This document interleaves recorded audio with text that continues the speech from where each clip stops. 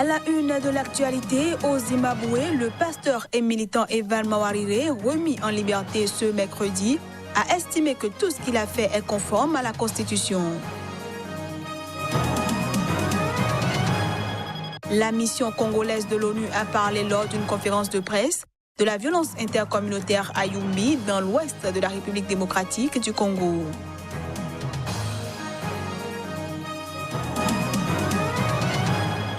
Et puis en Malaisie, le nouveau souverain élu au cours d'une réunion spéciale des familles royales, convoquée ce jeudi, a prêté serment lors de sa journée de couronnement.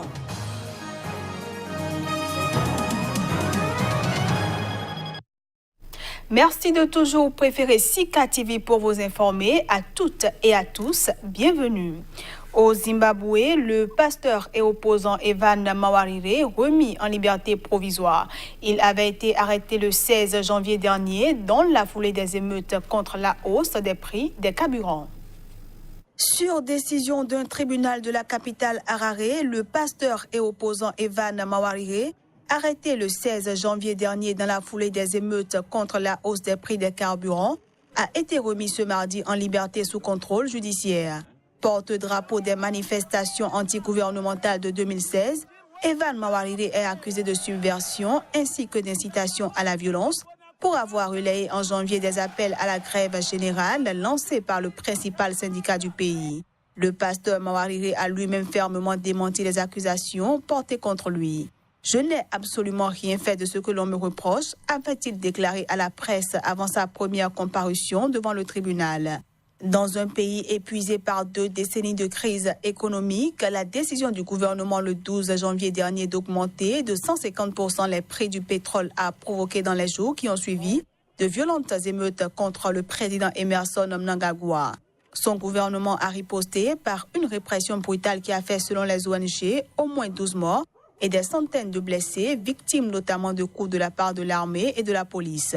1 millier de personnes ont également été arrêtées, dont de nombreux opposants au régime. Libéré sous caution, le pasteur et opposant Evan Mawarire a estimé que tout ce qu'il a fait est conforme à la constitution zimbabwéenne. On le suit. Ce n'est pas ce que nous attendons dans notre pays. Je n'aurais jamais dû être arrêté. Je suis quelqu'un qui n'a pas commis de crime. Tout ce que j'ai fait est conforme à notre constitution. In accordance with our constitution. And my expected this situation again. We went through this with the Mugabe regime.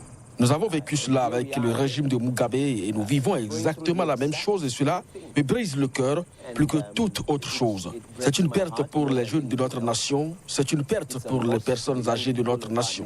It's a loss to the old people of our nation. And one hopes 70-year-olds. I was locked up with men. J'étais enfermé avec des hommes, des jeunes hommes dont les membres ont été brisés après avoir été battus par des soldats et des policiers. J'ai été enfermé avec des hommes qui ont été emmenés de chez eux avec leurs familles et accusés de crimes qu'ils n'ont pas commis. Les pourparlers de paix commencés la semaine dernière entre les 14 groupes armés opérant sur le territoire centrafricain et les autorités de Bangui se poursuivent à Khartoum. Néanmoins, elles achoppent sur de nombreux points, dont celui d'une amnistie. Débuté jeudi dernier dans la capitale soudanaise, les négociations se sont concentrées à partir de lundi sur les revendications des groupes armés et notamment l'épineuse question d'amnistie et de la formation d'un gouvernement d'union nationale, a rapporté la télévision nationale centrafricaine.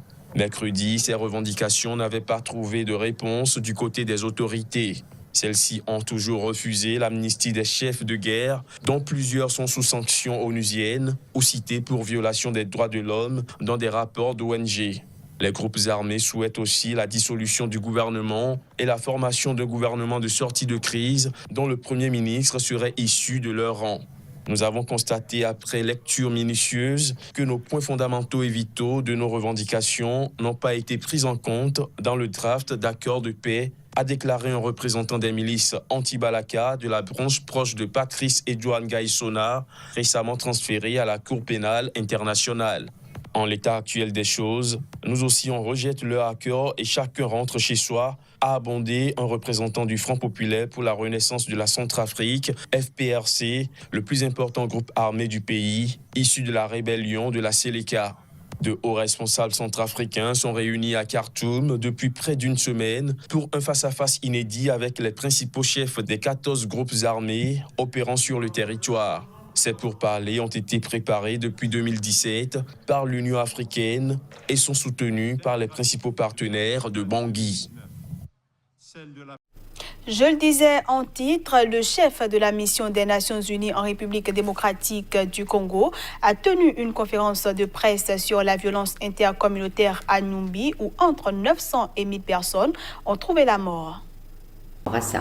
En ce qui concerne Yumbi,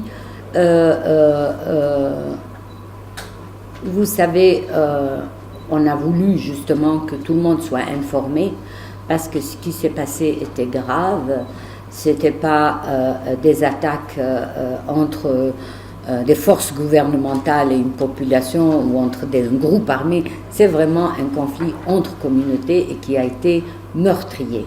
Donc il faut absolument qu'on se penche sur ce qui s'est passé et qu'on essaye de travailler humanitaire, autorités et autres acteurs, y compris nous-mêmes, pour justement contenir.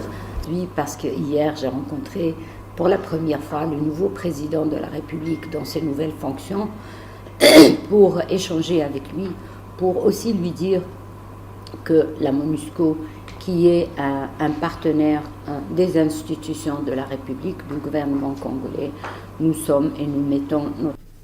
Acquittement au Kenya d'un des suspects de l'attaque menée en 2015 contre l'université de Garissa par les islamistes somaliens Shebab. C'est le fait d'un tribunal kenyan qui décide que 4 autres personnes devraient répondre des accusations portées à leur encontre. Le procès des 5 suspects avait débuté en janvier 2016. Ils étaient accusés d'être impliqués dans l'attaque contre l'université de Garissa, dans le nord-est du Kenya. Ce drame avait fait 148 morts le 2 avril 2015. Les 4 assaillants avaient été tués. Cette semaine, un tribunal kenyan a acquitté un des suspects de cette attaque menée par les islamistes somaliens Shebab. Après avoir pendant plusieurs mois entendu le parquet présenter son dossier d'accusation, le juge Francis Andaï a conclu mardi qu'il n'y avait aucune preuve liant Ousmane Abdi Dagan à l'attaque. L'accusation a établi une preuve de prime abord justifiant que le tribunal demande aux premiers, deuxième, troisième et cinquième accusés d'offrir leur défense sur les chefs respectifs dont ils sont accusés. Ils sont accusés de 156 chefs d'accusation. Les charges découlent d'événements survenus au collège universitaire de Garissa dans le comté de Garissa. Je trouve que le 4e accusé, Ousmane Abdi Dagan, qui était gardien de nuit dans l'université, n'a pas à répondre d'aucun de ces chefs d'accusation. Une nouvelle audience de procédure est prévue le 13 février pour décider de la date à laquelle les accusés commenceront à présenter leur défense. Au passage, soulignons que l'attaque de Garissa a été la plus meurtrière sur le sol kényan depuis l'attentat contre l'ambassade des États-Unis à Nairobi en 1998. En Malaisie, le nouveau monarque Sultan Abdullah a passé la garde d'honneur en revue. C'était lors de sa journée de couronnement. Le nouveau monarque de la Malaisie, Sultan Abdullah, a prêté serment lors de sa journée de couronnement après l'abdication surprise de son prédécesseur. Démission liée, selon les médias, à son mariage avec une ancienne reine de beauté russe. Le nouveau souverain a été élu au cours d'une réunion spéciale des familles royales de Malaisie, convoquée ce jeudi. Nous promettons de manière honnête et véritable d'être loyaux envers la Malaisie.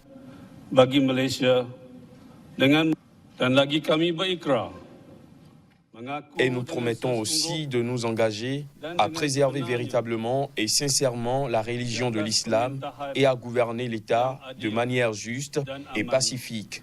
La Malaisie est depuis l'indépendance de 1957 une monarchie constitutionnelle au système inhabituel. Son roi change tous les 5 ans, choisi parmi les familles royales des anciens royaumes qui la constituent. C'était au tour de la famille royale de l'État de Pahang, à l'est du pays, de régner. Mais son sultan, en titre, était très âgé. Ce dernier a donc décidé d'abdiquer en faveur de son fils, Abdullah, permettant ainsi au Conseil royal réuni ce jeudi de le choisir comme nouveau roi. Le sultan Abdullah a été choisi comme le 16e, Yangdi Pertuan Agong, roi pour une période de 5 ans à compter du 31 janvier 2019. On passe à présent à la revue de presse Afrique.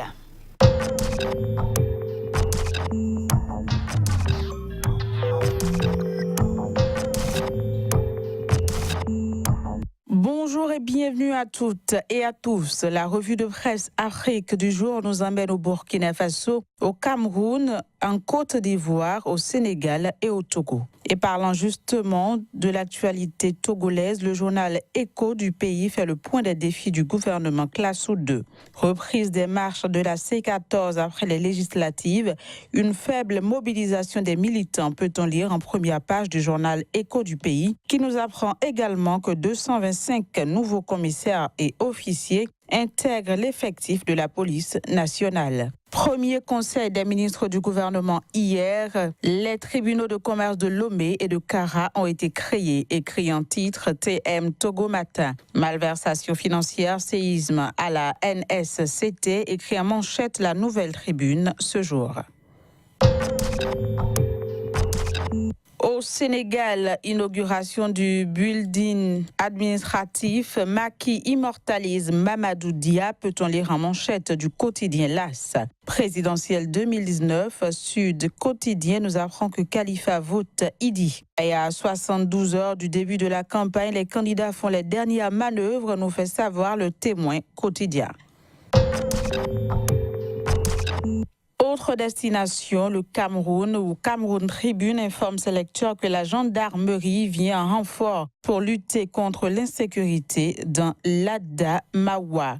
Menace de vandalisme, le Cameroun bunkérise ses ambassades, nous apprend Info Matin. Saccage de l'ambassade du Cameroun en France, le flou sur les 50 millions emportés, écrit en manchette le quotidien L'Épervier.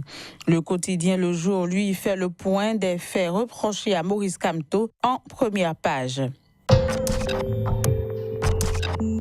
Grève des enseignants au Burkina Faso, peut-on lire à la première page du journal L'Express du Faso. Récurrence des attaques contre les FDS au Burkina Faso. Le quotidien souligne l'indignation des anciens combattants de la guerre de Noël. Et pour finir, on met le cap sur la Côte d'Ivoire où le journal Le Jour Plus nous révèle tout sur le plan secret du FPI que Bédier ignore. Fraternité Matin nous informe de la création de 2 autorités de régulation dans le secteur du transport. Voilà, c'est la fin de la revue de presse Afrique de ce 31 janvier 2019. Merci de l'avoir suivi. À demain.